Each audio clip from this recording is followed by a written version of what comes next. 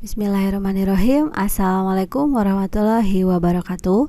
Kembali lagi di channel saya, Susanti Amalia. Kali ini saya akan membahas tentang pembuatan administrasi kurikulum merdeka pada mata pelajaran bahasa Inggris fase A kelas 1 dan sampai 2 SD. Nah, jadi di sini adalah khusus mata pelajaran bahasa Inggris fase A ya, Bapak Ibu semuanya. Oke, sebelum mulai jangan lupa klik tombol subscribe bagi yang belum subscribe dan juga tekan loncengnya supaya tidak ketinggalan video-video saya selanjutnya. Oke, kita lanjut aja untuk pembahasannya. Nah, apa saja sih yang akan dibahas pada video kali ini? Yang pertama, tentang rasional mata pelajaran bahasa Inggris. Yang kedua, capaian pembelajaran. Lalu tujuan capaian pembelajaran. Dan yang keempat adalah modul ajar.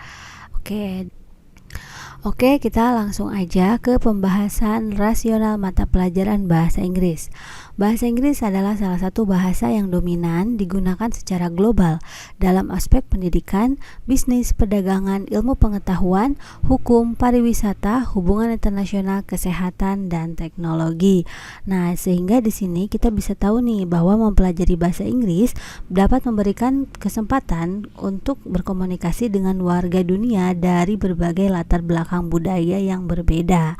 Nah, selain itu, pembelajaran bahasa Inggris umum pada jenjang pendidikan dasar dan menengah SD, MI, program paket A, SMP, MTS, program paket B, dan SMA MA, program paket C dalam kurikulum nasional memberikan kesempatan bagi peserta didik untuk membuka wawasan yang berkaitan dengan diri sendiri, hubungan sosial, kebudayaan, dan kesempatan kerja yang tersedia secara global. Sehingga mempelajari bahasa Inggris ini memberikan peserta didik kemampuan untuk mendapatkan akses ke dunia luar dan memahami cara berpikir yang berbeda.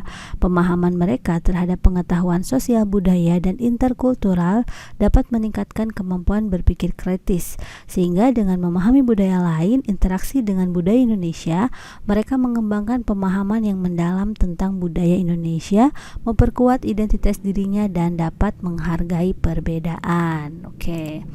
Nah, selain itu, pembelajaran bahasa Inggris difokuskan pada penguatan kemampuan menggunakan bahasa Inggris dalam 6 keterampilan berbahasa, yaitu menyimak, berbicara, membaca, memirsa, menulis, dan mempresentasikan secara terpadu dalam berbagai jenis teks. Pembelajaran bahasa Inggris pada jenjang pendidikan dasar dan menengah itu diharapkan dapat membantu peserta didik berhasil mencapai kemampuan berkomunikasi dalam berbahasa Inggris sebagai bagian dari life skills. Pendekatan yang digunakan dalam pembelajaran bahasa Inggris umum adalah pendekatan berbasis teks atau genre-based approach, yakni pembelajaran difokuskan pada teks dalam berbagai moda, baik lisan, tulisan, visual, audio, ataupun multimodal. Nah, kenapa sih kita harus membahas ini?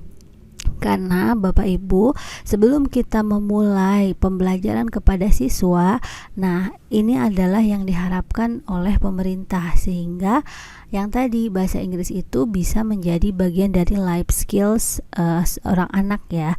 Nah, di sini juga ada pendekatan yang sudah ditentukan. Nah, khususnya dalam pelaksanaan kurikulum merdeka ini, yaitu pendekatan berbasis teks atau genre-based approach. Mungkin dari Bapak Ibu ini hal yang baru, atau mungkin juga pernah mendengarnya, atau mungkin juga sudah memahami apa itu genre-based approach. Nah, di sini saya akan sedikit menjelaskan tentang apa sih pendekatan genre-based approach. Nah, genre-based approach ini sintaknya itu ada 4 ya Bapak Ibu. Yang pertama adalah building knowledge of field ya. Jadi di sini tidak seperti sintak-sintak seperti PBL, PJBL itu memiliki sintak-sintak sendiri. Nah, genre-based approach itu juga memiliki sintak tersendiri. Nah, sintak yang pertama itu adalah BKOF ya. Di mana pada sintak ini guru membangun pengetahuan atau latar belakang pengetahuan peserta didik terhadap topik yang akan ditulis atau dibicarakan.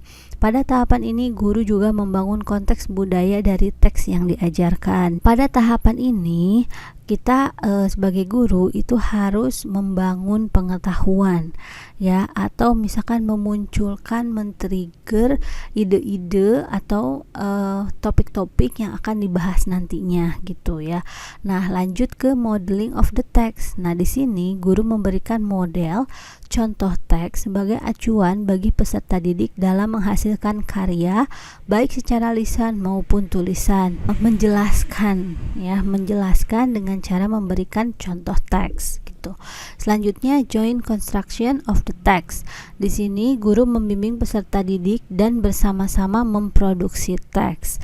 Selanjutnya di sini adalah independent construction of the text. Peserta didik di sini memproduksi teks baik secara lisan dan tulisan secara mandiri. Nah, ini tahapan-tahapan ini berdasarkan dari bukunya Emilia tahun 2011 ya, tentang genre based approach. Nah, bagaimana sih penerapannya dalam kelas? Nanti akan saya jelaskan di modul ajar yang sudah saya buat ya. Semoga nanti Bapak Ibu bisa lebih memahami bagaimana caranya menerapkan sintak-sintak ini. Oke, kita lanjut ke pembelajaran bahasa Inggris. Itu mencakup elemen keterampilan berbahasa seperti tadi yang dijelaskan, itu adalah menyimak, berbicara, membaca, menulis, memirsa, dan mempresentasikan. Nah, untuk menyimak, membaca, dan memirsa itu adalah keterampilan reseptif ya, dan untuk berbicara, menuliskan, mempresentasikan itu keterampilan produktif. Artinya ada yang bisa ditampilkan ya, produktif, atau ada yang bisa diproduksi gitu dari kegiatan-kegiatan ini.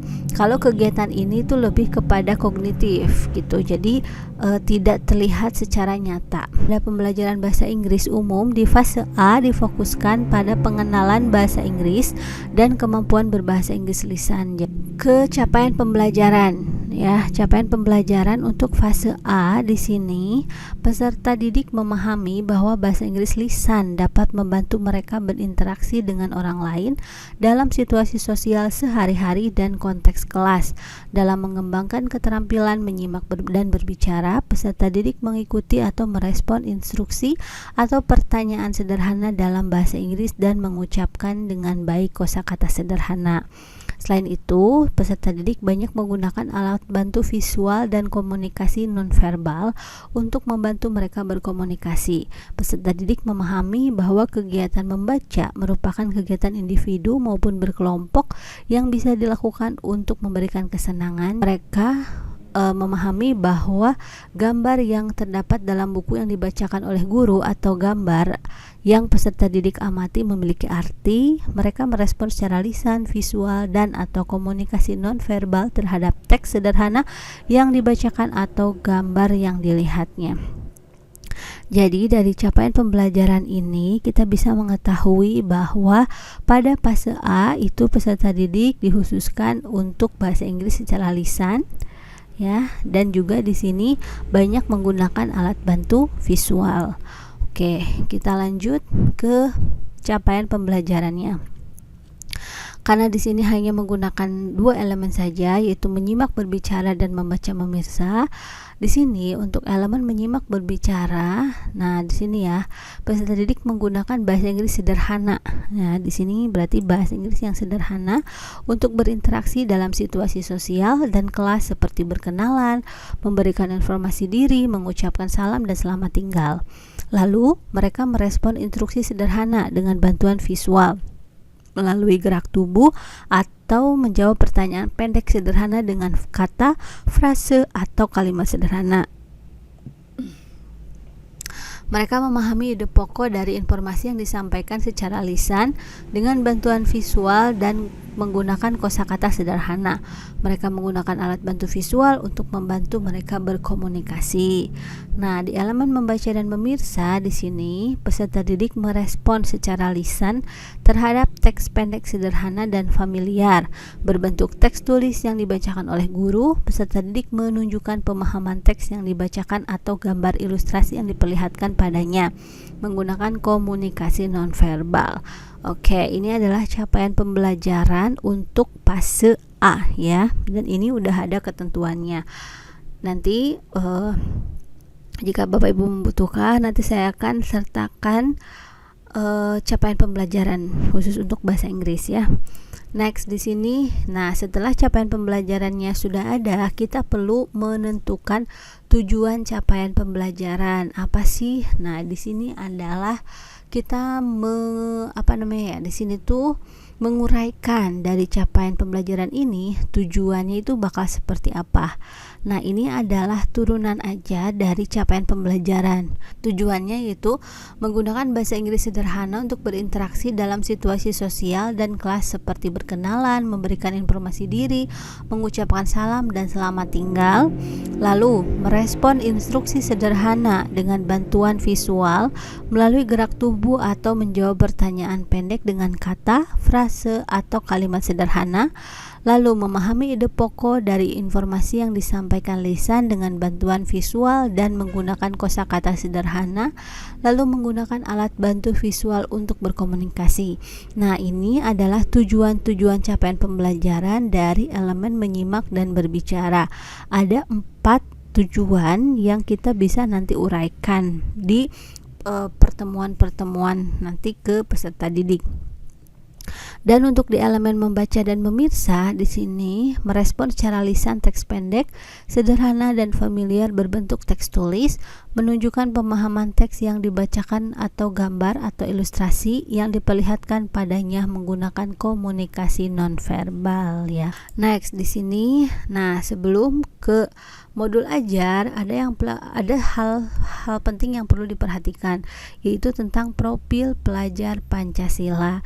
Ada 6 dimensi profil pelajar Pancasila. Yang pertama, beriman bertakwa kepada Tuhan Yang Maha Esa dan berakhlak mulia. Yang kedua, mandiri. Yang ketiga, gotong royong. Yang keempat, berkebinekaan global. Yang kelima, bernalar kritis. Dan yang keenam adalah kreatif. Nah, ini itu ada penjelasannya ya. Nanti saya sertakan juga untuk penjelasan dimensi-dimensi dari PPP itu sendiri. Oke. Lanjut ke modul ajar.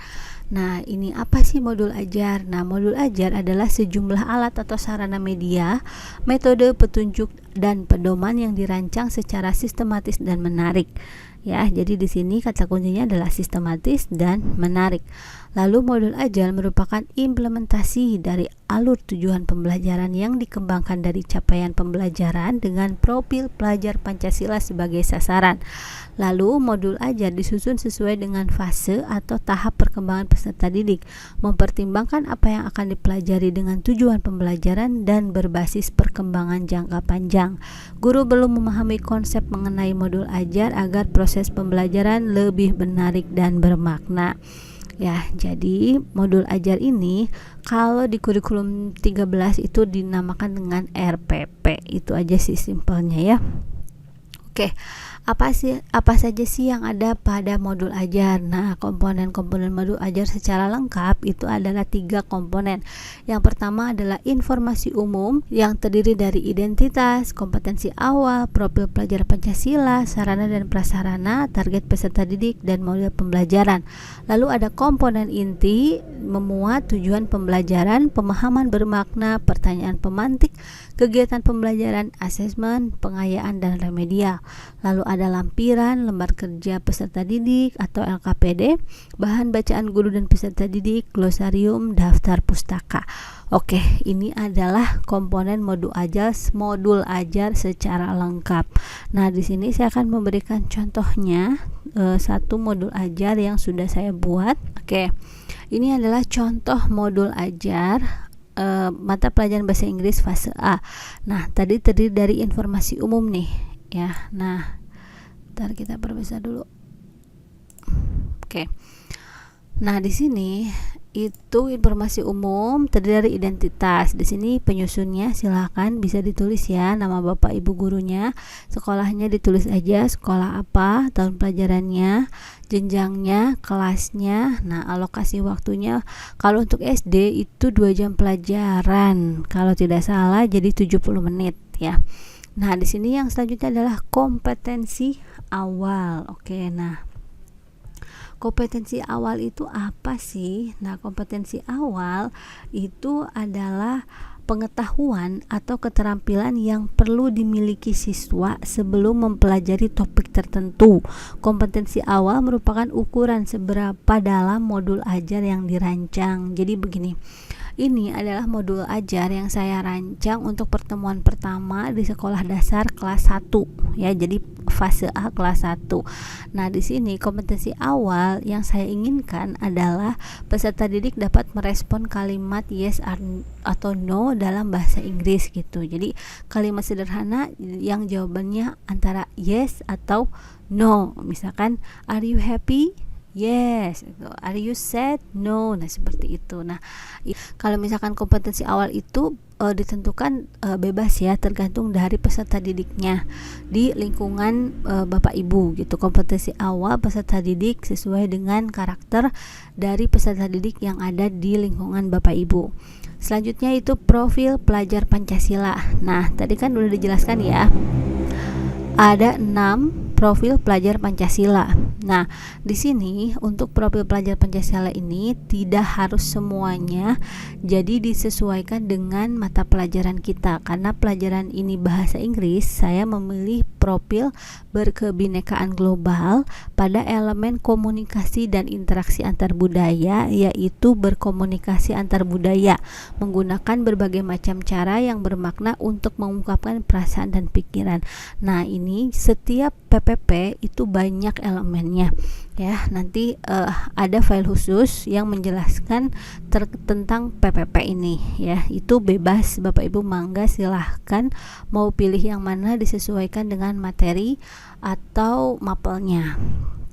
Oke, selanjutnya sarana dan prasarana. Di sini sarana itu adalah alat ya, alat yang digunakan untuk pembelajaran. Jadi di sini misalkan Bapak Ibu menggunakan proyektor atau papan tulis ya, itu berarti masuknya kepada sarana itu. Jadi disesuaikan aja. Kalau misalkan tidak menggunakan itu ya tidak usah dituliskan gitu ya. Nah, lalu prasarana. Nah, prasarana ini lebih kepada materi atau sumber bahan ajar yang relevan yang digunakan dalam kegiatan pembelajaran. Misalkan di sini prasarananya menggunakan buku paket atau flashcard, itu bisa ya. Itu tergantung dari apa yang akan digunakan. Ini sebagai contoh saja. Next, target peserta didik. Ada 3 target ya. Nah, yang pertama adalah peserta didik reguler atau tipikal atau umum, tidak ada kesulitan dalam mencerna dan memahami materi.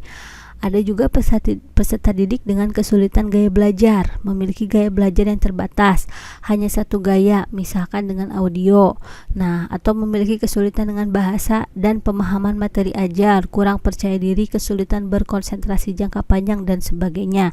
Atau peserta didik dengan pencapaian tinggi, mencerna dan memahami dengan cepat, mampu mencapai keterampilan berpikir tingkat tinggi dan memiliki keterampilan memimpin. Nah, itu ditentukan lagi dengan peserta didik Bapak Ibu. Misalkan kalau misalkan ada yang disabilitas, nah itu berarti masuknya ke yang butuh dengan kesulitan belajar atau gaya belajarnya terbatas. Nah, itu jadi tergantung dari peserta didik yang akan Bapak Ibu ajarkan ya. Selanjutnya, mode pembelajaran. Nah, di sini mode pembelajarannya tatap muka. Oke, selanjutnya pendekatannya seperti yang tadi kita bahas, yaitu GBA atau Genre Based Approach. Lalu metode pembelajarannya di sini saya menggunakan metode demonstrasi, lalu ada game, who are you. Oke, nanti kita akan jelaskan. Metode pembelajarannya di sini banyak, Bapak Ibu bisa pilih contohnya diskusi, praktik, itu boleh lah, itu metode pembelajaran yang disesuaikan dengan materi yang akan diajarkan. Selanjutnya pada komponen inti, yang pertama yaitu tujuan pembelajaran. Nah, di sini kan ada 2 aspek ya, menyimak dan berbicara, membaca dan memirsa. Nah, pada aspek menyimak dan berbicara, di sini tujuannya peserta didik dapat menggunakan bahasa Inggris sederhana untuk berinteraksi dalam situasi sosial dan kelas seperti berkenalan, memberikan informasi diri, mengucapkan salam dan selamat tinggal. Pada aspek membaca dan memirsa, peserta didik dapat merespon secara lisan, teks pendek sederhana dan familiar berbentuk teks tulis. Nah, di sini tujuan pembelajarannya diambil satu aja dari setiap aspek. Nah, apakah tujuan pembelajaran ini untuk satu pertemuan? Tidak. Jadi tujuan pembelajaran ini bisa dilaksanakan di beberapa kali pertemuan gitu. Oke, pemahaman bermakna di sini adalah informasi tentang manfaat yang akan peserta didik peroleh setelah mengikuti proses pembelajaran. Manfaat tersebut nantinya dapat peserta didik terapkan dalam kehidupan sehari-hari. Nah, jadi pemahaman bermakna ini bisa seperti ini kalimatnya ya, manusia berinteraksi untuk memenuhi kebutuhan hidupnya secara sosial. Karena untuk pelajaran ini kan tadi saya fokusnya terhadap interaksi gitu. Jadi ada berkenalan, memberikan informasi diri. Nah, di sini kan ada kalimat interaksi. Jadi lebih ke manusia berinteraksi untuk memenuhi kebutuhan hidupnya secara sosial.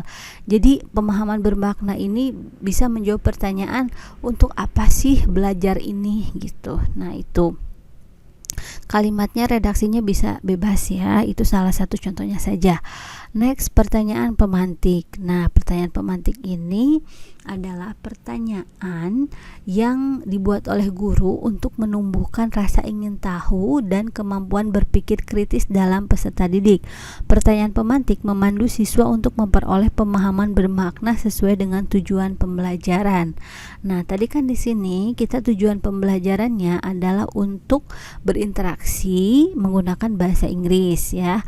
Nah, jadi di sini pertanyaan pemantiknya salah satu contohnya adalah jika kamu berada di luar negeri dan ingin berkomunikasi dengan orang yang tinggal di sana, apa yang harus kamu utarakan gitu. Nah, ini membuat siswa itu berpikir kritis. Oh, bagaimana ya? Apa ya bahasa Inggrisnya? Nah, seperti itu. Selanjutnya di kegiatan pembelajaran. Nah, di sini kegiatan pembelajaran ini terdiri dari 3 kegiatan. Yang pertama pendahuluan, yang kedua kegiatan inti, yang ketiga adalah kegiatan penutup ya. Jadi di sini di kegiatan pembelajaran ini diterapkan yang tadi yaitu approach-nya ya. Nah, di sini salah satu contohnya ya, kegiatan pendahuluan. Yang pertama, di sini guru mempersiapkan peserta didik sebelum belajar, merapikan baju, posisi duduk dan sebagainya. Biasanya kalau anak SD dicek dulu nih kuku-kukunya, duduknya, rapihnya, seperti itu ya. Nah, saya yakin untuk kegiatan pendahuluan ini Bapak Ibu sudah paham lah gitu, sudah banyak yang melaksanakannya di sekolah gitu ya. Lalu selanjutnya bersama-sama berdoa sebelum memulai pembelajaran ya. Ini sikap yang tadi ya, ketuhanan yang Maha Esa gitu. Jadi ada PPP-nya juga ada di sini, di berdoa.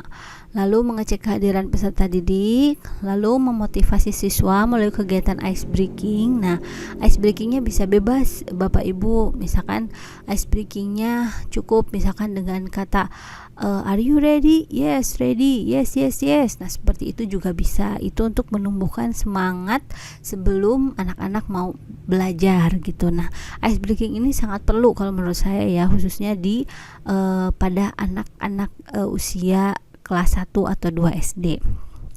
Oke, selanjutnya itu menyampaikan aturan belajar. Jadi di sini tuh penting Bapak Ibu untuk menyampaikan aturan belajar, bahwa yang pertama do not cheating, jangan mencontek, atau harus mengangkat tangan terlebih dahulu kalau misalkan ingin berbicara. Nah, seperti itu. Itu setiap harinya tuh harus terus diulangi supaya anaknya itu jadi sifat kepribadian yang baik gitu ya. Nah, next, menyampaikan tujuan pembelajaran, penilaian yang akan dilakukan, serta manfaat dari pembelajaran. Nah, ini ya. Selanjutnya, nah di sini di kegiatan inti kita mulai dari BKOF. Nah, di sini guru mengajukan pertanyaan pemantik yang tadi ya. Jika kamu berada di luar negeri dan ingin berkomunikasi dengan orang yang tinggal di sana, apa yang harus kamu utarakan? Nah, biarkan anak itu memulai percakapan atau mengutarakan apa pendapatnya, tidak apa-apa. Misalkan menggunakan bahasa Indonesia atau mungkin bahasa daerahnya sebagai mother language, itu tidak apa-apa ya. Kalau untuk anak kelas 1 itu tidak dituntut untuk full English gitu. Next di sini, guru mendemonstrasikan perkenalan diri ya. Misalkan my name is Santi, you can call me Susan. I am misalkan berapa tahun, years old, and I am a teacher. Lalu misalkan kembali bertanya ke anak, and who are you? Nah, seperti itu. Lalu anak dibimbing untuk menyebutkan namanya, lalu nama panggilannya, lalu umurnya dan statusnya. Kalau siswa berarti I am a student. Nah, seperti itu ya.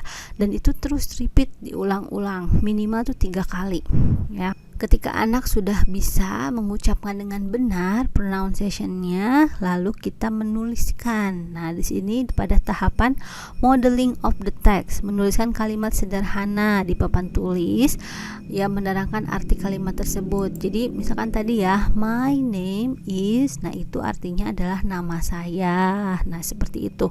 Itu dijelaskan dan diperlihatkan bagaimana cara penulisannya yang benar. Lalu, pada tahap GCOT atau Joint Construction of the Text, di sini kita melakukan permainan Who are you? Nah, siswa dibagi kelompok berbaris secara berpasangan berhadapan. Guru memberikan instruksi sebelah kanan bertanya Who are you kepada sebelah kiri.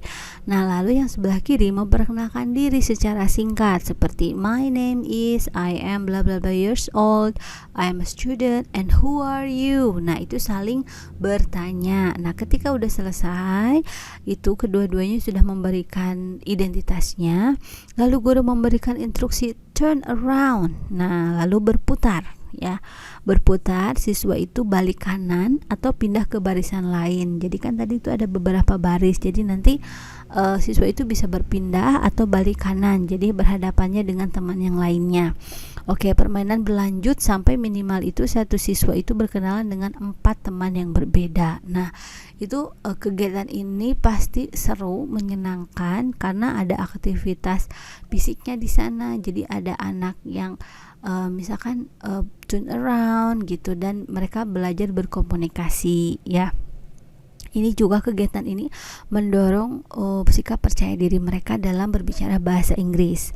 Oke, selanjutnya pada tahap ICOT ya, Independent Construction of Text. Di sini siswa diberikan LKPD atau lembar kerja peserta didik dan secara mandiri menuliskan identitas pribadi dan beberapa teman sekelasnya secara sederhana. Nah, ini ada di lampiran, nanti saya akan tunjukkan. Oke, setelah itu di kegiatan akhir kita harus selalu ada refleksi. Nah, refleksi bisa berupa pertanyaan seperti are you happy today? Are you confused today? Are you sad today? Nah, itu kan jawabannya cuman yes or no gitu ya. Nah, itu bisa menjadi salah satu contoh refleksi sederhana. Lalu guru memberikan reward kepada siswa yang selama pembelajaran aktif mengikuti kegiatan dengan memberi tanda bintang dan tepuk tangan ya. Jadi misalkan guru ada rewardnya bintang gitu, bintang pertama bisa ditempel di bajunya. Nah, itu salah satu reward yang bisa dibuat untuk siswa supaya mereka tuh senang untuk belajar next meetingnya ya. Next, bersama-sama menyimpulkan kegiatan pembelajaran ini bisa dengan pertanyaan, oke, siapa yang mau menjelaskan identitasnya. Nah, seperti itu. Kita belajar apa hari ini? Nah, itu ya. Lalu guru memberitahukan materi selanjutnya, yaitu tentang salam atau greeting, dan bersama-sama berdoa mengakhiri pembelajaran. Oke. Nah, itu langkah-langkah kegiatan yang bisa dilakukan ya. Selanjutnya assessment. Assessment itu terdiri dari 3 macam assessment. Yang assessment itu ada 3. Yang pertama yaitu assessment diagnostik, yang kedua assessment selama proses pembelajaran, dan yang ketiga adalah assessment pada akhir proses pembelajaran. Oke, kita bahas dulu untuk asesmen diagnostik sebelum pembelajaran. Nah, ini terbagi menjadi dua nih, asesmen kognitif dan asesmen non-kognitif. Nah, asesmen kognitif ini untuk mengetahui atau untuk memotret kesiapan peserta didik untuk mempelajari materi atau mengkonfirmasi sejauh mana pemahaman atau pengetahuan yang telah siswa miliki dengan mengajukan pertanyaan pemantik ya. Misalkan tadi sebagai berikut contohnya, misalkan hello students. Nah, itu kira-kira mereka menjawab tidak, atau misalkan mereka diam aja. Kalau misalkan hello aja dia tidak tahu responnya, berarti siswa ini butuh dasar banget gitu bahasa Inggrisnya ya. Good morning, how are you, what's your name? Nah, seperti itu.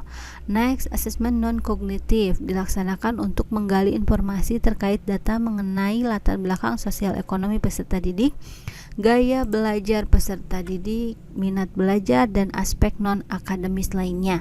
Data tersebut dapat digali dari pihak bimbingan konseling atau dari guru TK sebelumnya. Nah, ini kita bisa melihat nih latar belakang sosial ekonominya bagaimana, apakah di rumahnya memiliki fasilitas yang cukup untuk belajar dan segala macamnya, karena itu mempengaruhi kemampuan anak ya gitu. Next, asesmen selama proses pembelajaran itu formatif, bisa berupa penilaian sikap secara observasi. Nah, penilaian observasi ini berdasarkan pengamatan sikap dan perilaku peserta didik sehari-hari, baik terkait dalam proses pembelajaran maupun secara umum. Pengamatan langsung dilakukan oleh guru, bentuk instrumennya seperti ini. Ini contoh saja, Bapak Ibu bisa mengembangkannya lebih bagus lagi ya. Jadi ada beberapa aspek perilaku yang dinilai, yaitu bekerja sama, jujur, tanggung jawab, dan disiplin. Nah, ini adalah catatan skornya dan keterangannya. Nah, lalu ada penilaian performa. Penilaian performa itu jika ada kegiatan praktek. Nah, karena di sini tidak ada praktek, maka tidak ada penilaian performa. Lalu penilaian tertulis ya. Penilaian tertulis itu bisa, contohnya seperti ini ya. Tekniknya tertulis, bentuk instrumennya mengisi identitas dan nama-nama teman pada LKPD. Nah, itu terlampir. Nah, waktu pelaksanaannya selama pembelajaran berlangsung, keterangannya penilaian untuk pembelajaran atau assessment for learning. Jadi kita menilai sejauh mana si anak itu memahami mata pelajaran pada hari itu. Nah, selanjutnya asesmen akhir pada proses pembelajaran itu sumatif dan dilaksanakan pada pertengahan semester dan akhir semester, mencakup seluruh materi yang telah diajarkan. Ini bentuknya bisa tes tulis, bisa esai, bisa lisan, itu bebas ya. Next, pengayaan dan remedial. Nah, pengayaan itu untuk siswa yang dianggap telah mencapai tujuan pembelajaran diberikan tambahan materi itu ya. Atau berupa tugas itu bisa, kalau hari ini kita belajar memperkenalkan diri, nah anak yang udah pintar itu bisa langsung belajar memperkenalkan orang lain ya. Next, remedial. Jika lebih dari 60% siswa yang belum mencapai atau belum memahami materi, maka dilaksanakan pembelajaran ulang. Nah, itu ya, dengan metode yang berbeda. Kalau misalkan tadi menggunakan game misalkan, nah kalau misalkan dirasa kurang, berarti harus metodenya berbeda gitu. Berarti yang tadi kurang efektif gitu ya.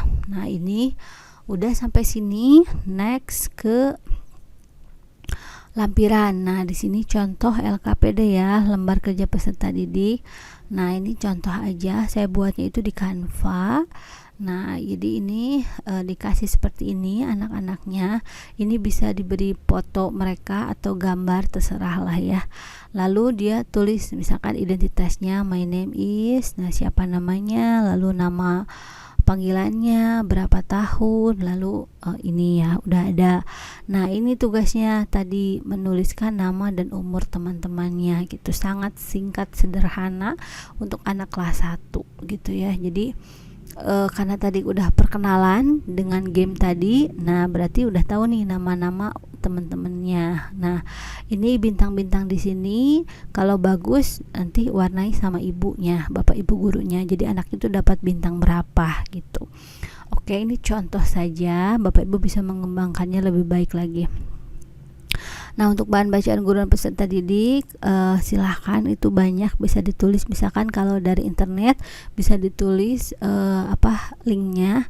Kalau untuk glosarium itu kata-kata yang sulit dipahami, karena ini materinya sangat simple, jadi tidak ada glosarium. Lalu daftar pustaka, kalau misalkan Bapak Ibu menggunakan buku sebagai rujukan pembelajaran, ditulis daftar pustakanya. Oke, itu adalah contoh modul ajar yang saya buat untuk pertemuan pertama dan satu pertemuan. Thank you. Jangan lupa like, subscribe, dan juga share video ini supaya manfaatnya tersebar luas. Dan bagi yang membutuhkan file di video ini, nanti saya akan berikan file capaian pembelajaran, file profil pelajar Pancasila, dan juga contoh modul ajarnya. Silakan hubungi admin saya di nomor yang tertera di video ini. Alright, thank you for now. See you in next video. Bye bye. Wassalamualaikum warahmatullahi wabarakatuh.